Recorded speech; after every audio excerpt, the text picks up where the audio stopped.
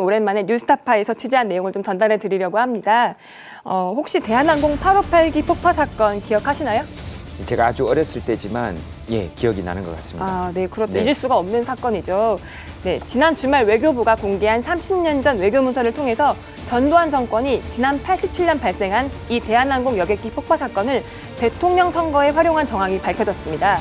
칼포 8589기 폭파 사건은요, 13대 대통령 선거를 3주 앞둔 87년 11월 29일 바그다드에서 서울로 향하던 대한항공 여객기가 미얀마 상공에서 공중 폭파된 사건인데요. 당시 범인으로 지목된 북한 공작원 김현희가 선거 전날 서울로 압송됐던 일이 있었죠.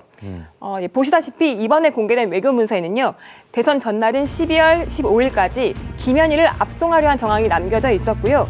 이르면 10일, 늦어도 12일까지는 압송하기 위한 여러 가지 안을 마련한 정황도 고스란히 적혀 있었습니다.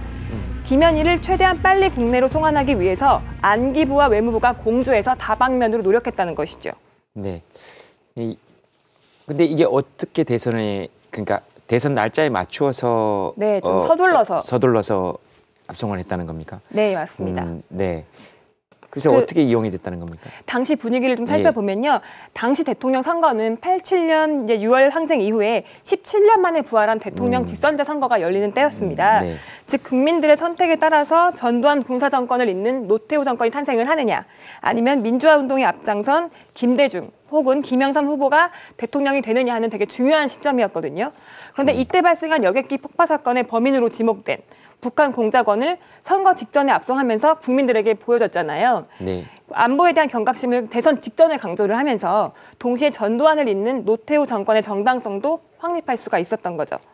그래서 뉴스타파는 당시 김현희 압송 작전에 참여했던 박수길 외무부 1차 간부를 직접 만날 수 있었는데요. 당시 상황에 대한 이야기 잠시 들어보시고 오겠습니다.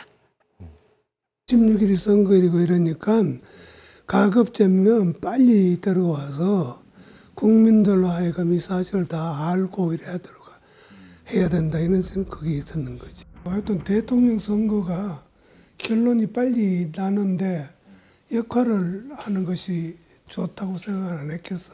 적어도 이제 역할을 했다고 이야기를 해야 될 거 아니야. 네, 박 차관보는 뉴스타파와 인터뷰에서 당시 안기부와의 공조가 상당히 잘 이루어졌다고도 했는데요. 결국 많은 사망자를 낸 비극적인 사건을 두고 진실 규명보다는 정치적인 이익이 좀 더 우선했다라는 좀 이야기라고 볼 수 있을 것 같습니다. 30년이 지났지만 국민의 안위보다 자신들의 이익을 중요시하게 하는 정치적인 모습이 여전히 국민들에게 분노와 허탈감을 좀 주는 거라고 볼 수 있습니다. 네, 국가안보 물론 중요하죠. 근데 저기 이 피해자분들, 그다음에 유족분들에 대한 대책들을 저렇게 좀 빨리 마련하고, 그리고 늘 국가안보를 강조하면서 오히려 국민들의 안위에 대해서는 신경을 안 쓰는 것 때문에 사람들이 이렇게 화가 나는 것이죠. 그런 게 진짜 안보인데, 그렇죠? 맞습니다. 네, 알겠습니다. 잘 들었습니다. 네, 고맙습니다. So sad they had to fade it. Everybody wants to rule the world.